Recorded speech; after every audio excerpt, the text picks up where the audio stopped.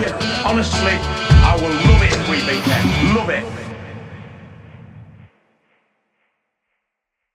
Hello everybody and welcome to the warm down. It's been a minute, hasn't it, since we last did a warm down, and I'm delighted to be joined by Jamie Jackson, Manchester United and Manchester City, I guess, because you are the Manchester correspondent for The Guardian.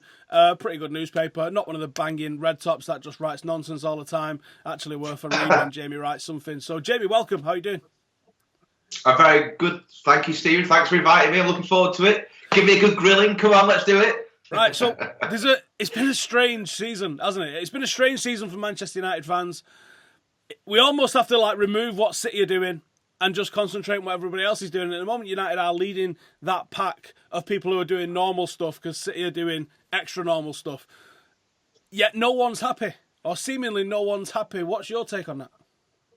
Well, my take is I thought you'd cracked it, United, because you started off very good. You scored a lot of there's a lot of games we scored 4 goals in a game. You seem to have cracked that idea that it wasn't just a centre forward Lukaku this season, whereas Ibrahimovic last year they were scoring the goals. People were chipping in, playing good stuff, and then I trace it back to Pogba being injured.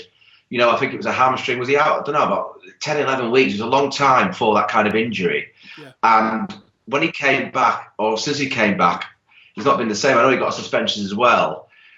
So that really kind of seems to have killed you. But then you got to Arsenal, for example, and put in a very good performance, a proper performance, kill them at home, high tempo, pressing the whole, just basically battering them. And then was it the next game was the derby or kind of the game after, and you kind of go a little bit flat again. And you're right, that's why it's strange. The performances are there. And as I say, when I say I thought you cracked it, it's because the consistency was there at the start. You were really, it wasn't just 1 or 2 and then, what's happened. But now you've kind of gone back to that. But you are right. If you look at it, you take City away, which I know you can't really do because, it's all about winning the title. You jumped from 6th to 2nd, haven't you, at the moment? I know the season's not over. That's pretty decent. It's an interesting read because with Mourinho, there's all sorts of stuff flying around. But I speak to people who he confides in, and he's happy there. He's there for, you can believe what he says. The Conte stuff was interesting. I think, as I understand it, he said that the other day because it amused him. He's Jose Mourinho. He knows what he's doing. He's intelligent. He's in charge, and it's kind of part of his enjoyment of it. Obviously, he was cheesed off about what Conte said about him, but the way he did it, I happened to ask that question, which he gave a very long answer. Sort of saying, it's the press's fault, and you thought, he's been quite sort of diplomatic here. And right at the end, don't know how long the answer was. It was good minute and a half, 2 minutes. It was a long time for someone to be speaking. Right at the end, he drops that one in about the match fixing scandal, and you thought, classic Jose. Now, I'm not a United fan, but United fans who you might be the same, who sort of saw that, quite liked it. That's what they want from United managers, just sort of being himself, personality, whatever you want to call it. But yeah, it is a strange season. I still think that, I think that's why it was a missed opportunity. If you look at City defensively, I was at the game yesterday, Burnley. Defensively, they are suspect. Burnley scored from a long punt up field. John Stones missed kicks, and then he goes Barnes and smashes it home. And I think that's where their issue. Might have lost and I think Guardiola knows that. But you did score like that actually, Derby, didn't you? Your goal in the Derby was through mistakes, so you did get at them, but he didn't do it enough really. So in the Derby, we attacked for about 2 minutes and scored a goal. Actually attacked as a team for 2 minutes and scored, and both of their goals were mistakes that was preventable. That's not to say that we would have deserved to win the game, but sometimes we probably didn't deserve to win the Arsenal game, really. But sometimes you can do a job, and that's what football's all about. It's not about who deserves to win the games, it's who wins the games at the end of the day, isn't it? So I'm not crying over the spilt milk from the Derby, but they battered us without really battering us, if you know what I mean. Yeah. I don't think you're that far away. If you're a City fan, you say, well, of course, you're 15 points ahead or whatever it is, but I don't think you're that far away from being the real deal. And I think this number 10 wide position issue is interesting because I think that's where he feels he has to strengthen. As I understand it, Ozil's not an option at all, whether now or in the summer. Oh, really? That might change. But that's currently what I'm being told. Griezmann, I think, who wouldn't want to? they would try and get him if they could, but I don't think they think that's going to happen. Certainly in January. I mean, you might go to Barcelona, but you do need moves to Barcelona still feasible with the money it's going to cost and the money they've just spent. Have they still got money in the bank, Barcelona? Good point. I don't know. Maybe that has changed it a little bit. You obviously mean Coutinho there. Yeah. I just think this January probably that won't happen. But to get back to a general point, I don't know. You look at Lingard and you say maybe he could be a player who scores these goals that I'm talking about, because you need goals from elsewhere, really, don't you? Because Lukaku's done very well. Don't get me wrong, but you need support. Any centre forward does, and maybe it's Lingard. I think he's surprising Mourinho. I think Mourinho's kind of always sort of half believed in him, if that makes sense. But he's forcing his way into the reckoning now, isn't he? Again, I was at that game on Friday, and he basically won it for you. Obviously, you were sort of meandering along. It was a little bit. You were on top, don't get me wrong, but you weren't lethal in front of goal, and he does that. Maybe he can be the player. I like him. I think I've just done a little bit for him actually for the Guardian. And I'd forgotten. He had that knee injury on his debut against Swansea, right? And because of that, he had to go to Derby on loan. He's come back from that to win the FA Cup winning goal, a goal in the FL Cup, Community Shield. The one on Friday. I could go on. He's got something about him that I think marks him out. And at the moment, you have to say he's ahead of Rashford, really, in terms of how important he is to the side. So maybe that's what's going to happen. Now, he's 25 now, Lingard. It's interesting, isn't it? It took him a little while to break through and become the player we're talking about, but he seems to be doing it consistently. So you just have to wait and see. I think going back to... Srack's got a really famous quote about him where he said he's not going to be in the first team at 18, 19 because of his age, because of his size. He's going to take a little bit longer, and he's proving pretty accurate. But I think if you remember a lot of the class of 92, besides Giggs, Gary Neville made his debut at 17 because of the foreigner rule. None of them really broke through until they was in their 20s. The breaking through of teenagers is still quite a rare phenomenon, really, for people. Like David Beckham was, I think, 19, 20 before he was even starting getting sniffs, I think. That's a really good point, Steve. And also, correct me if I'm wrong, you're not better than me, but when Scholes came through, there was a time when I thought he's not going to do this. This is right at the start of his career. I think he started up front, and he seemed to be in and out of the team and games, and then obviously we know what he went on to do. So you are right. I think let's wait and see. I think the Champions League might be interesting for United because Mourinho knows what he's doing, obviously, in that competition, and I still think it could be a very good season for you. I'm not saying you're going to win the Champions League, but with that manager, he just finds a way. And people might say, oh well, it's a bit of a cliche now that, but look what he did last season with not as good a team as this year, 2 trophies. Let's just wait and see. He would love, and I think everyone there, at the club would love to get maybe 2 big game players in this January. But I'm just not sure if it's possible because it's January. Well, what I was hearing in December was Danny Rose and Ozil was basically on the way. What sort of broke over the last week is that it seems like the board don't want to get Danny Rose because they're saying you've got Luke Shaw. For once ever, I actually kind of agree with the board that, Luke Shaw, he's adequate at the moment. It's like bothering about our haircut when we've clearly got no shoes. That's what it seems like he's doing at the moment. Let's go get some shoes. Let's get someone to give a bit of balance on that right-hand side. I know that he complains that he wasn't able to sign everybody he wanted in the summer. And I kind of half have sympathy for him on that and half say... You had people, or you've got people in and around the squad that you could have made better use of. Fosu Mensah, he could bring back. Pereira, he could bring back, and that they would bolster the squad. They would have got minutes in December, undoubtedly, and they would probably have good performances in December. But if you look at that, he says he didn't get 1 player. Well, if you listen to what's happened in the summer, he didn't get 2 players, really. Because I think he went for Griezmann and Perisic at the same time, and he didn't get either. Now, a forward 3 of Perisic, Griezmann and Lukaku looks a lot different to a forward line of Rashford, Lukaku and Mata, doesn't it? Yeah, definitely. I'm a bit concerned about Rashford, really. I mean, listen, he's just turned 20, obviously, in October. But Mourinho said something, you will have picked up on it, I think, about taking off Mkhitaryan at half-time on Friday. He said he didn't want to do it. He said he'd done something he hadn't done that much, which is apologise to Mkhitaryan in front of the players at half-time to say, look, I don't really want to take you off. But then he went on to say to us, because he didn't feel like Rashford was going to score. Now, that's obviously, he'll know what he's doing. He's saying that publicly to sort of G Rashford up. But I don't know. When he's good, he's very good. But he still does this thing where he can take on the ball too much and not make the right decision. That's a maturity thing, of course. As you just said, players, it is a little bit rare for teenagers to be, the finished deal, like say Rooney was, for example.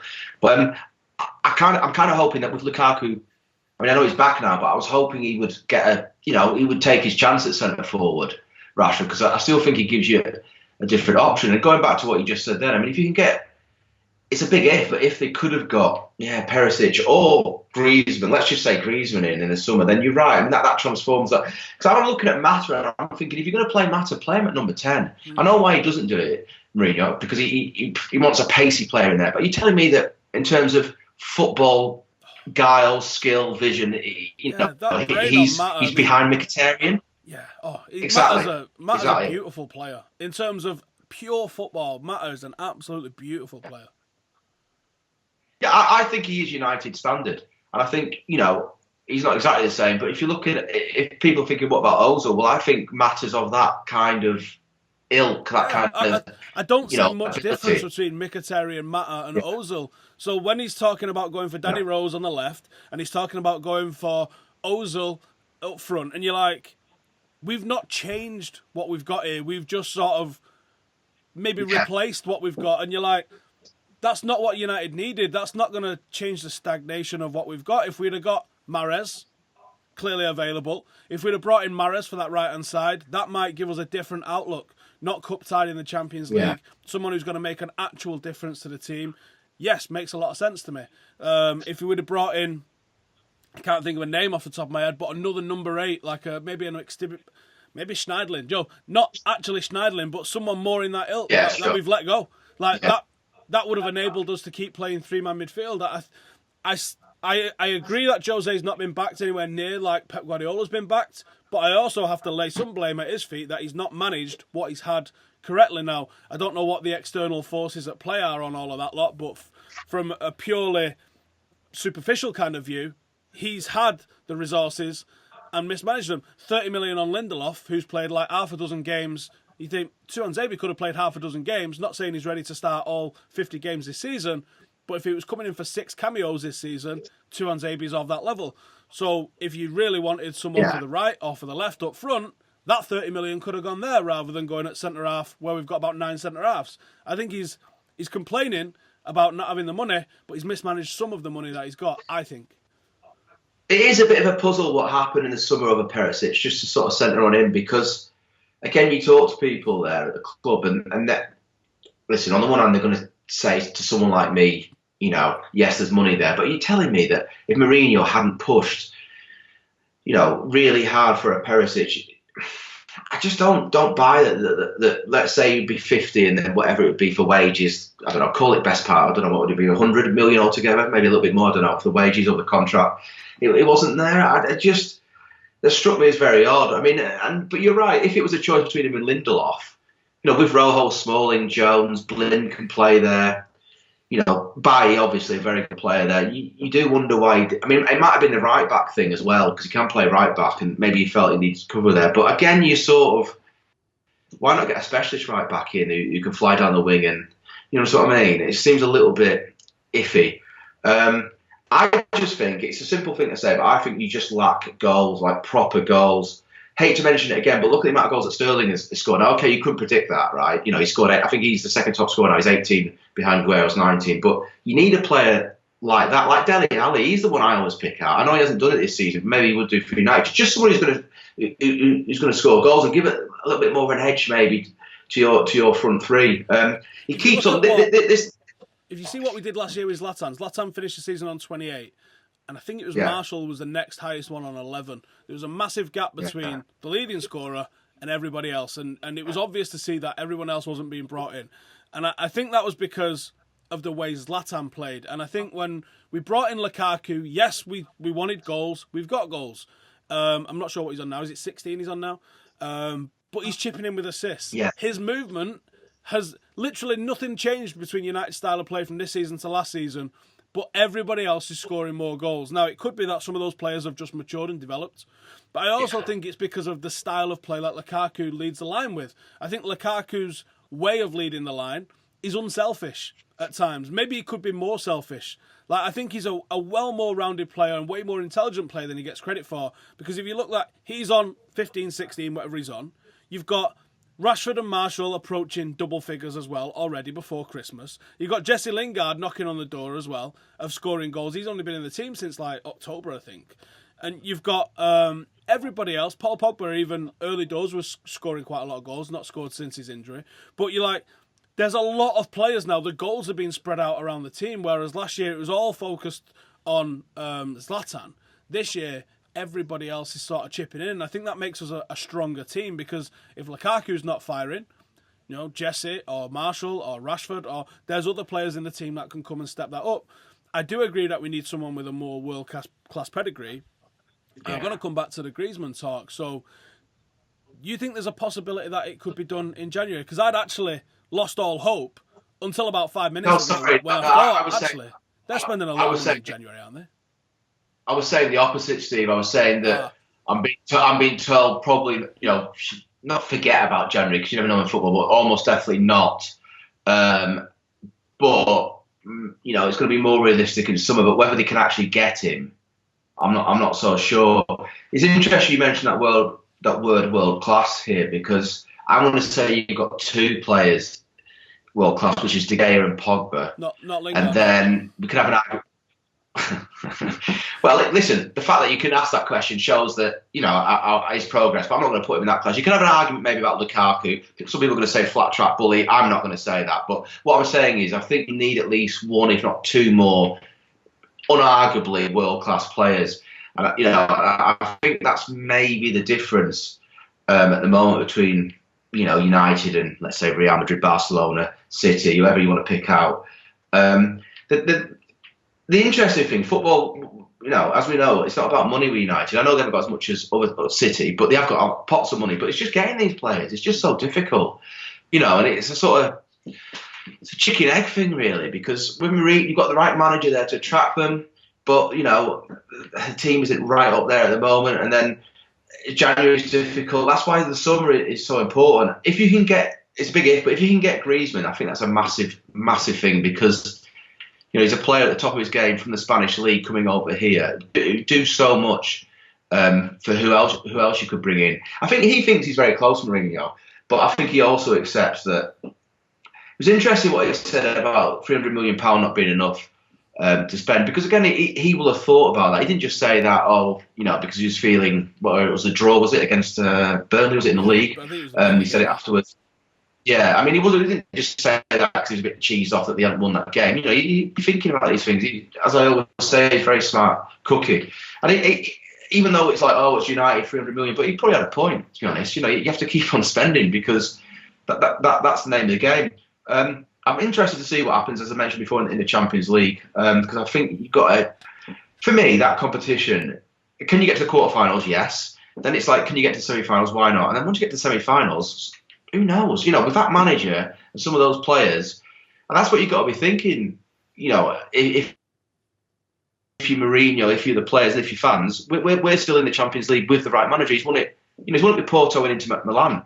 When was the last time either of those clubs won the Champions League? You know, Inter Milan, it was the 1960s. I don't think Porto had ever done it before. He knows what he's doing, and I think that also brings him alive. I would suggest that I'm not saying this will happen, but if you finish second and get to the semi-finals of the Champions League, I know you want to win stuff as United fans. I get that, of course I do. But that's not a bad season, considering, you know, I think you've got to, hand on heart, say yes. All right, we're not winning anything, but the only things we would have a parade for would be a Champions League win or a Premier League win. Yeah. Right? We didn't have a parade last year for a League Cup and a Europa League. So who cares if we just won an FA Cup? It wouldn't be enough for Manchester United to be satisfied. But I think if we did an honest assessment and said, coming from 6th to 2nd and going to even the quarters, but the semi-finals especially, I think it's mad, because I think quarterfinals is the minimum expectation, but semi-finals might be overachievement. So it's probably like going to be quarterfinals tops, but if we got to the semi-finals and we came second and we had a decent finish to the season, not that it matters, but Joe, if it just felt like there was a strong push towards the end, I mean, if we'd have won the 3 games we'd drawn in December, we'd be like 6-7 points or something along those lines off City. That's still sort of within your hands. I know mathematically it's not, but that's, you're expecting City are going to drop way more now, as they're probably going to shift focus onto the Champions League as it starts getting tougher.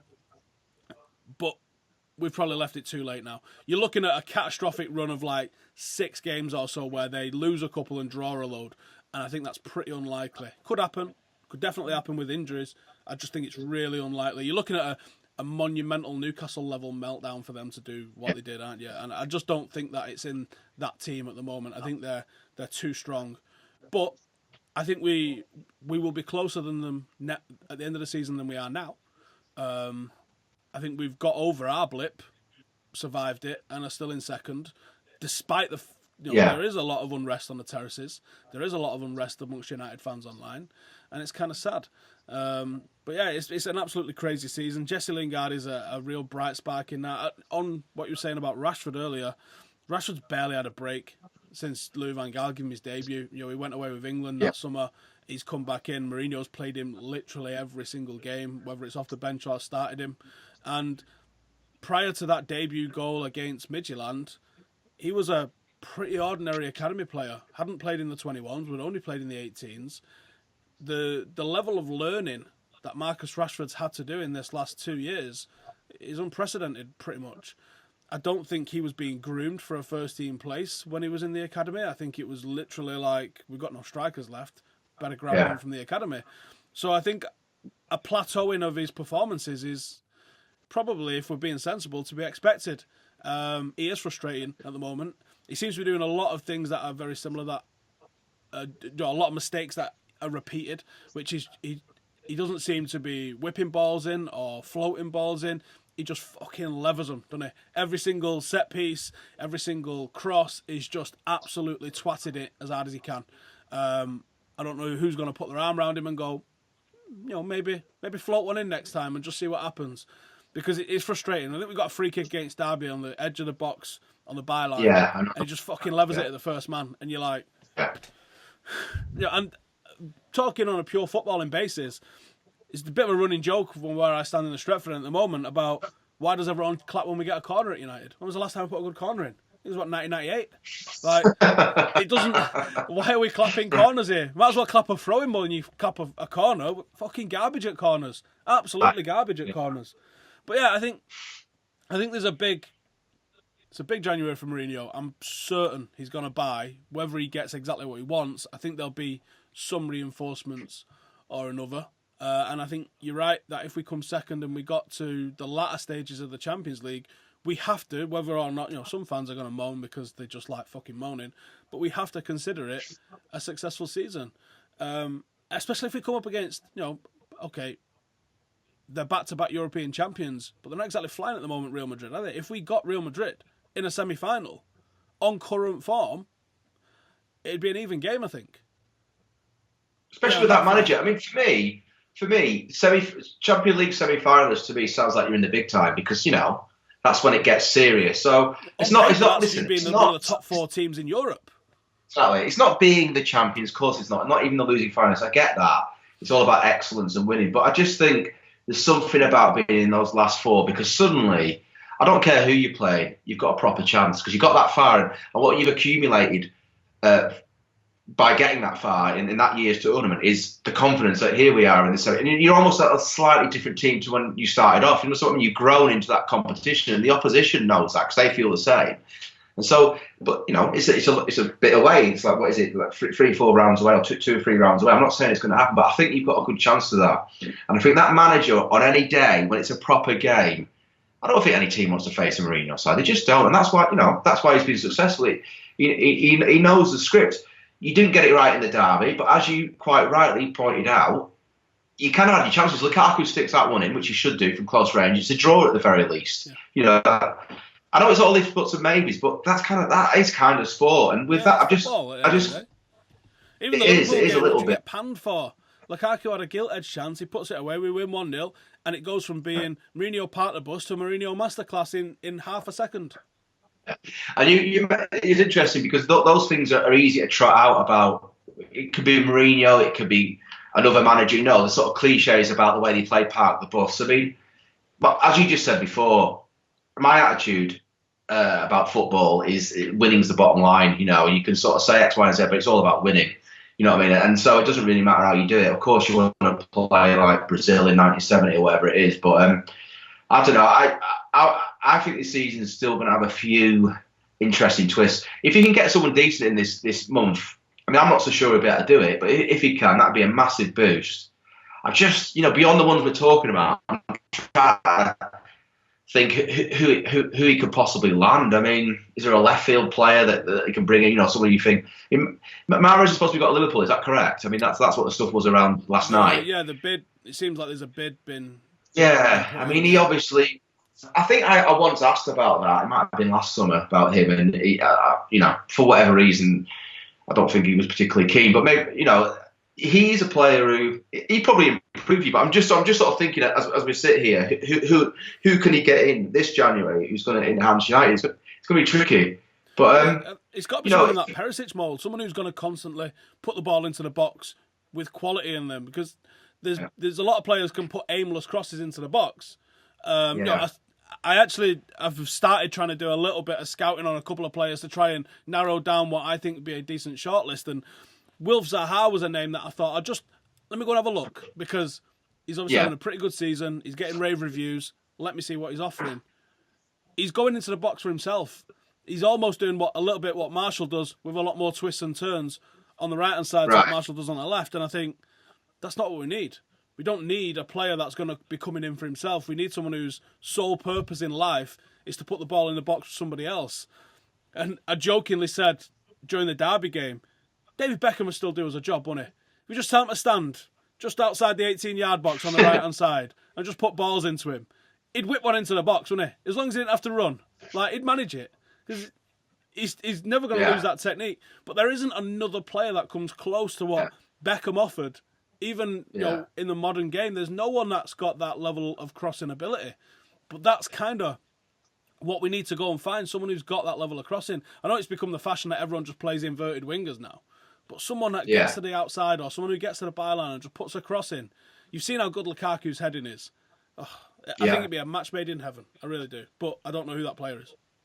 Well, it's mad that you say that, because it's a good point that what's happened to the art of a very good cross. I mean, Beckham, even when Beckham came around, he was a bit of a throwback, because that was what he did, but he did it so brilliantly, didn't he? Do you know what I mean? It wasn't like he beat a player, or as you say, was an inverted winger. He's almost like a sort of 70s or 80s kind of, winger, if you like, a winger, an out-and-out winger. It was unbelievable. Obviously, he had the free kicks as well. But as you're talking about that, I'm thinking about teams don't really play like that. But when you say about fashion, the fashion is kind of whatever works. At the moment, we're inverted wingers. But if suddenly United were to start playing that way and it worked, that soon become the fashion. Trust me. You know what I mean? It's all about. I can't remember who wrote it. Michael Cox, The Mixer. Have you read that book? No, I haven't. No, but I know Michael. I fully recommend reading that book, which talks about the evolution of tactics from essentially Wimbledon '88 through to the modern Premier League era, and how one player comes in and changes everybody's thought, or one manager comes in with a new idea, and suddenly it's a copycat league at the end of the day, and it's a copycat league. So United bring in a number 10, someone else gets a number 10, right? We're playing with number 10s in between the lines now. And I think we saw Leicester, we saw Atletico Madrid revert back to 4-4-2 and play it quite well and play it quite effectively. And I think if somebody could bring in those old-fashioned crossing wingers, I think they're always a threat, especially with a player like Lukaku, that's always going to get to the front post in front of the defender, and who's going to out-jump and out-muscle every single player that he's in there with. He's built like an old-school centre-forward, and if you develop an old-school tactic, someone who... I honestly think Marcus Rashford could have that delivery if someone spent a summer working with him on just crossing. Antonio Valencia was... not the same as Beckham, but he had a brilliant cross on him. Like assist after assist. I think it was his second season at United, got Player of the Year. unbelievable. Yeah. Because he would do the same move, but you couldn't stop it because he was so fast. He'd stand a defender up, and then he shimmy to his right, and he puts a cross in. He's lost that out of his game. He doesn't put crosses in like that no more.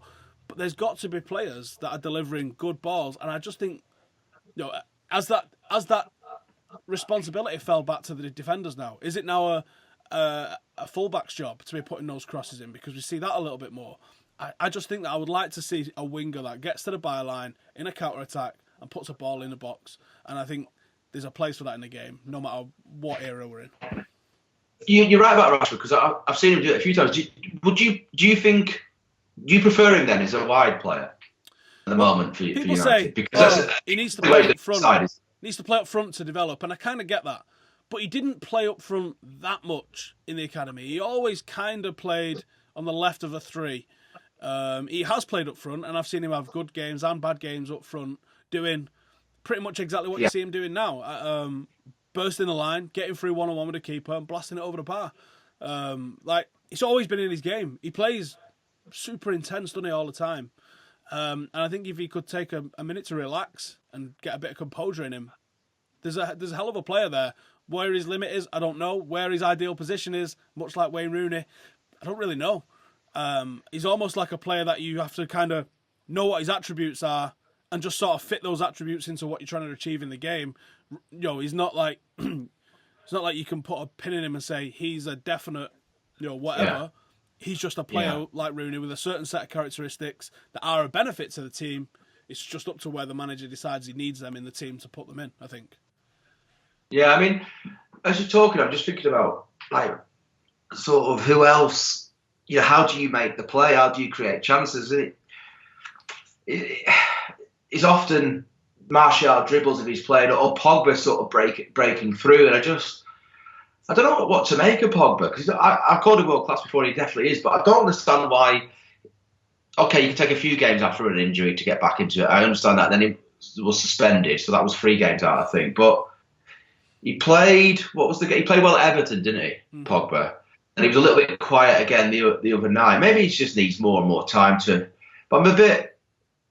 When he's very good, he's like an all-action midfielder, isn't he? He's in your box defending. He's making breaks. He can do the passing and all that. I just wonder whether he's going to start hitting that pre-injury form again, and not carry the team, because I don't think you are a one-man team, but sort of lead the team forward, because I think that's. If that could happen, I think you become a very scary proposition. I mean, in a way, you could sort of argue it shows how good United are, because even when he's been flat, you're still second, if you know what I mean. You're still held in there. And when you sort of almost, there wasn't a gap before he got injured between you and City. You were both up there vying. It looked like it was going to be between you two. So maybe it's just as simple as him getting back to. Mate. I think there's no Bailly, who's undoubtedly our best defender, and I think the confidence starts from the back. You have Bailly in a team, and everything sort of comes alive. I think we're better at left back than we've been all season at the moment. Luke Shaw does look like he's on the way to getting that pre-broken leg form, which I honestly didn't think we'd ever see at United. We've got no Valencia at the moment, although weirdly solid defensively, lacking going forward, which is mad considering he's an ex-winger. Yeah, I just think he's had his wings clipped a little bit. Matic has picked up loads of injuries and stayed playing through injections and all that sort of stuff, and that there's always a bounce back with that. I think it was the right thing to see him rested against Derby. I'm glad that he was rested against Derby. I'm glad that the lads are now going doing a bit of warm weather training that they're going to get prior to the Stoke game. I think that's going to be beneficial for them. Have a relaxing time in the sun together. But I think Matic had just played one too many games, needing to be the man that he was. I don't like the formation 4-2-3-1. I think, as we saw against Everton, he's such a better player, Pogba, when he's allowed that freedom to roam a little bit more. He starts 20 metres further back when you play 4-2-3-1 than when he plays in a midfield three. And Herrera, last season, end of the season, we had so many people calling him for to be the next United captain. That player's not turned up this year. He's been way off the pace. Looked a little bit better in the last couple of games, but still not quite himself yet. And then you've got the issues with the balance on the right-hand side. You've got the constant rotation of Martial and Rashford on the left-hand side. Lukaku hit a skid of form, and I just think while we all focused on Pogba being out and then focused on him coming back, like, that's going to make all the difference, we missed that. Lukaku had started to slip. Matic needed a rest. We hadn't had Bay. We'd lost Valencia, and I think there was just numerous things that in the equation that we wasn't really taking account of. And you can see one player can make the difference. If you look at in the 90s, the years that United didn't win stuff was when we lost massive key players. 1995, we didn't have Eric Cantona because of him kicking a fan. 1998, Roy Keane had done his cruciate. And apart from those two, we'd have won every single Premier League in the 90s, potentially. And those players may have made the difference. So you can't tell that until you have the hindsight of history to look back on. And I think we're still a long way off talking about winning the title and retaining the title. I think we are a long way off that. I think you're right that we probably need a couple more world-class players. And word on the street locally is that Jose's wants a couple more windows where he's allowed to just go full throttle and buy ready-made players like he has been doing before he starts to look at the younger, more developing sort of players. I can see a real big clash on the horizon between Mourinho and Woodward and the Glazers. And obviously I know which side I line up on that. Of course, yeah. I mean, what I do like, I think it's really, really good and clever, is this break that you just mentioned there, because I think that is a chance. For me, it shows that Mourinho is trying everything he can. You know what I mean? He's still in. I mean, I know he should. It's his job. Don't get me wrong. But the fact that they're all over there, sunshine. It's January. I don't care who you are. You need a break from whatever you're doing. Listen, the top professionals need all this money. That's why I get that. But sometimes you just need a bit of a reset. And the fact that he's gone over there, they will appreciate that, the players, and it's a chance for him to say, look, we're halfway through, we're a little bit over halfway through this season. We're still in the FA Cup, we're still in the Champions League, we're still second. Treble's still on, Jamie. The treble is still on. There you go. That's what he'll be saying, exactly that accent, Steve. But you know what I mean? It shows that he's trying to freshen it up. He's doing his job basically as well as he can. I mean, as I understand it, he's never worked as hard as he ever has, and he's a hard worker. Again, like they all should. Don't get me wrong, but I think it's a good sign that. As I always say, I'm no United or City fan, but I think if you are a United fan, you should be optimistic. You sound optimistic, which is good, because not every United fan I've come across is. But the fact that you are talking there about, okay, we can't really talk about winning titles or retaining them, but under Van Gaal, you wouldn't even be saying that. You know what I mean? That's where you are. The progress exactly. It is. It's tangible. It's real. It is. And the fact you're also saying, yeah, we won 2 trophies last season, but there's no need for a parade. You're right, but at least you have those 2 trophies. You know what I mean? At least that is, if United under Mourinho first season not being highly successful, still winning 2 trophies, and then doing what you're doing now, that's progress. And you need to win the title soon. Don't get me wrong, because it's United. It's 2013. You know that better than me. You need to start. But if he was 6 again, it's going to be 5 years, right? I hope it doesn't get to 10. That's the thing. I mean, because psychologically, it might get to 7. But by the time it gets to 6 and 7, I'm hoping it was down to the wire, and you go, we're getting there. It's just that you've got to have the nerve. I didn't ever say get rid of Van Gaal because I could kind of still see the progress in what he was doing. Yeah. You'll not see me screaming it for Mourinho, even though it's there.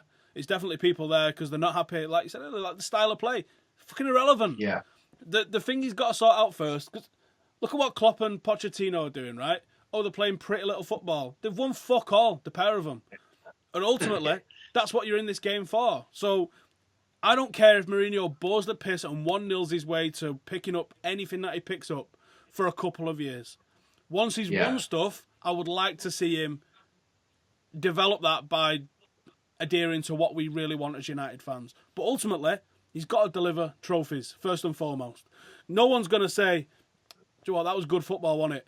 But we didn't win anything. Because actually, under David Moyes, we had some really exciting games. We still got rid of him because he comes 6th. Yeah. So, yeah. Or 7th even. Yeah. We've got to win stuff. I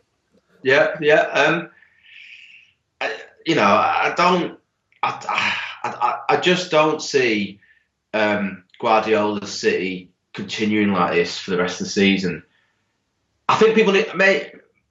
What happened last year was they won the first 10. I think it was first 10, and there's a little bit of a. This is the third year they've done it, innit? Similar sort of results. Is it? Under Pellegrini, they did it as well. Yeah, and under Guardiola, they started to become a little bit, this lot are unbeatable. But then obviously they got beaten and the backside fell out of City, basically. I mean, that Monaco game away is the one I always reference. I could not believe that. It was a very odd game where they got knocked out. But so what I'm trying to say is it might just take longer for, or it might be taking longer for stuff to work out that they can get at City, and actually put it into effect.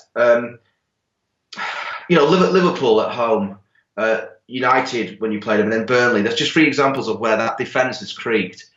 Maybe I make too much of a thing of it, but to be honest, part of my job is to look for sort of pluses and weaknesses in teams. That's kind of, to sort of to give a good analysis. And I always go back to that defence. And I think maybe that was the frustration Mourinho felt Klopp that day when Mane got sent off, and even Dyche a little bit yesterday, was that, we breached them, but you got to be able to continue it. This is, until I see a performance from City in which, that whatever you want to call it, attacking the defenders, either Otamendi along the ground or in the air, and they resist that properly, for 90 minutes. I'm still not convinced that they are absolutely an amazing team. If they beat Barcelona or Paris or someone of that ilk in the Champions League this year, I'll hold my hands up and say, fair play. But I think a lot of the praise that they're getting, I'm seeing them called the best Premier League team ever, despite never winning it, which is ludicrous. People talking about the treble team and Arsenal's 2004 team and all the rest of that. They're, for me, not even the best Premier League team. For me, the best Premier League team was our 2008 side. We had a Ballon d'Or winner in it. We had a European double, Champions League and domestic champions. Could have won a treble. Was very close to that. We won the league the next 3 years. And this was at a time when actually English football dominated European football, which is not at the moment. So City are dominating a weak league. They're still dominating it, but it's a weaker league than what it was 10 years ago. 10 years ago, you'd had Liverpool being a Champions League final, Arsenal being a Champions League final, United and Chelsea in a Champions League final, and 3 semi-finalists every single year. For like 10 years. So English football was at its pinnacle, and United dominated it and won 3 back-to-back titles and a European Cup, and was in 2 Champions League finals at a time when English football was dominating Europe. So that, for me, was an unquestionable the greatest Premier League side that we've seen. To call City's the greatest Premier League side that we've ever seen, when they still might not win the league. Like, they're probably going to win the league, but they haven't won it. So can you imagine how mental that is if we get to the end of the season, and let's say it's not even United, let's say it's Chelsea, retain the title, and people are calling that City team the greatest. How fucking stupid are people going to look at calling the greatest team? You've got to retain it, you've got to win it, you've got to retain it, and you've got to be doing it at a time when the league is a hard league to win. Yeah. If the whole league is shit, which is what we're being told, or if United are shit, which is what we're being told, and United are second, then the whole league is shit, surely. Yeah, I mean, the good word that, or good concept about retain, because that's very difficult. Obviously, City have never retained the Premier League title. It's obviously only Chelsea and United, and there's only United. They've done it 3 times. And United won it 3 times on the bounce twice. Is that right? Yes. Yeah. 99, 2000, 2001, and 07, 08. So that I would argue that is until you win it. For me, that's actually the mark. As I sit here now, I think that if you win it 3 times on the bounce, more times than anyone else has, that has to be the greatest team, right? Because it's the Premier League we're talking about. Do you know what I mean? I don't care. Even if they win it this year, City going unbeaten, I don't think it's as good as the United side that's done it twice. That Arsenal team was pretty decent as well, the one that went unbeaten. So I think what people are saying, or anyone who's got half a brain, is they're playing good football and look what they could be. But hold on a minute, let's just wait and see. They are, I hate to say it, it is nice to watch them. Once they get going, it is very nice to watch them. I was there yesterday, yeah, obviously. Absolutely. But I thought last year they got a lot of praise, and all they did last year not all he did, but a lot of what he did last year was passing it around the two centre-halves and a goalkeeper. Yeah, okay. This year, they're not doing that. This year, it's way further up and it's way more dangerous. Yeah. No, I didn't really rate him last year, Steve. I thought they were not just like, I didn't really necessarily think he should win it the first season. It was the way they just fell away. It was like they had no backbone, no, they were a little bit like sort of Arsenal, deluxe Arsenal sort of side, slightly better, but pretty average really when it came to winning and killing teams off. But this year, they are nice to watch because they've got a lot of, I mean, that De Bruyne, he's doing the business properly.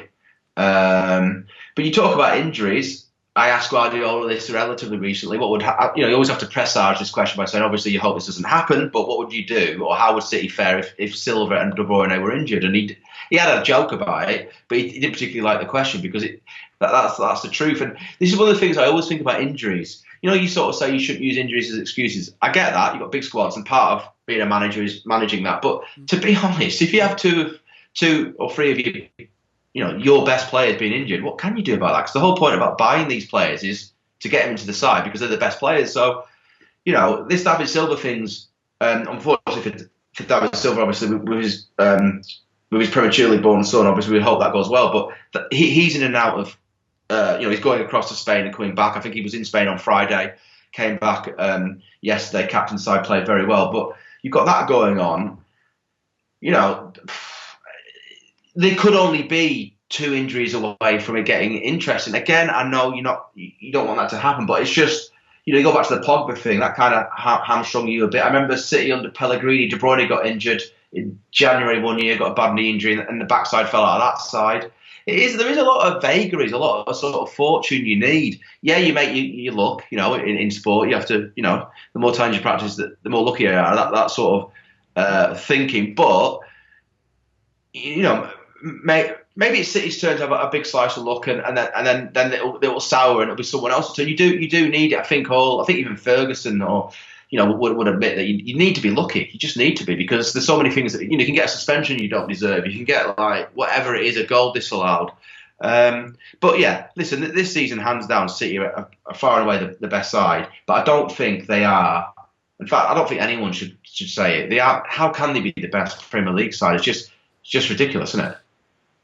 I'm very interested to see what they do in Europe, so we can finally gauge where they're at.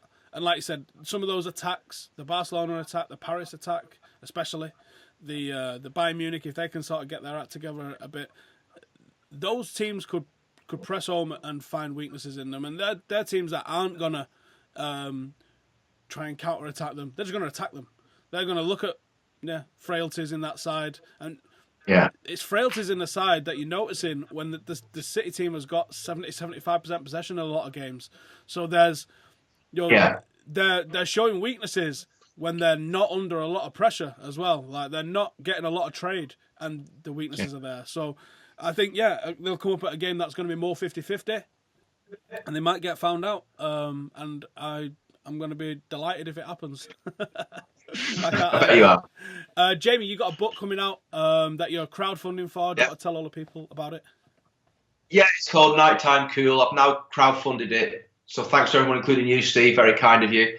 So it's now at 100%. So now what happens, I'll find out a little bit more this week coming up, but it's like a whole editorial process. I'm going to be assigned an editor by Unbound. There'll be a cover design process. So again, I'll find out more. I'm told 3 or 4 months for it to go for editorial. Very exciting. People could still sort of pledge or buy the book if they go to the page. But it will be out, I'm thinking, maybe for summer holidays. It's about a bent Metropolitan Police detective and a fake coke bust. It involves a pimp, a porno king, a DJ, a very sort of dogmatic reporter, and away we go. It's supposed to be a bit of fun, bit of intrigue, thriller. It's not a whodunit. It's a why are they doing it? I'll put it that way. Interesting. So I'll put the link in the description if you send it us in a bit. And you can go and support Jamie doing that. Why not? It's a little bit of fun. And it does sound like a crazy book to go and read on the summer holidays. Or maybe the World Cup. Hopefully I'll get in time for the World Cup. I'll read it in Russia. So thank you, Jamie, for joining us. I'll throw all the links to go follow Jamie and for his book and that in the bottom. So Cheers, mate, for joining us. Give him a follow on Thank Twitter you. and check out some of his work. Thank you guys for tuning in. Subscribe if you're new around here. I've got some unbelievable guests lined up. Some ex-players from other teams coming up, hopefully this month. So make sure to subscribe to the Warm Down. I'll see you in the next one. Laters.